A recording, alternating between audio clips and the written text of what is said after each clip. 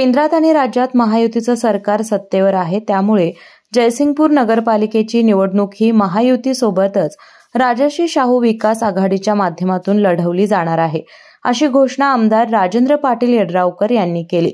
Yadravkar chambers येथे झालेल्या पत्रकार परिषदेत ते बोलत होते। यावेळी भाजप, शिवसेना, ताराराणी आघाडी आणि राजर्षी शाहू विकास आघाडीचे पदाधिकारी उपस्थित होते। जयसिंगपूर शहराचा सर्वांगीण विकास साधत असताना आम्ही प्रत्येक नागरिकाच्या मूलभूत गरजांवर लक्ष केंद्रित केलं। 150 झोपडपट्टीधारकांना हक्काचं घर आणि प्रॉपर्टी कार्ड मिळवून दिलं आहे। काही जण अभ्यास न करता केवळ टीका करतात। शहरातील रस्ते, पाणी पुरवठा आणि भुयारी गटारं या योजनेवरील कामांमुळे रस्त्यांची दुरवस्था झाली असली तरी सर्व रस्त्यांचे प्रस्ताव तयार आहेत। आचारसंहिता संपल्यानंतर थेट कामाला सुरुवात होईल, असं आमदार यड्रावकर म्हणाले। जयसिंगपूर नगरपालिकेसाठी 26 नगरसेवक आणि 1 नगराध्यक्ष पदाचे असे 27 उमेदवार महायुतीकडून रिंगणात उतरतील। शहराचा विकास साधायचा असेल तर राज्य आणि केंद्र दोन्हीकडे आपले सरकार असणे अत्यावश्यक आहे।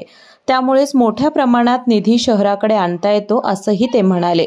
या पत्रकार परिषदेला सावकार मादनाईक, संजय पाटील यड्रावकर, राजेंद्र आडके, बजरंग खामकर, शीतल गतारे, अभिजित भांदीगिरे, माजी नगराध्यक्ष संभाजी मोरे, भाजप शहराध्यक्ष रमेश येळगुडकर यांसह विविध मान्यवर उपस्थित होते।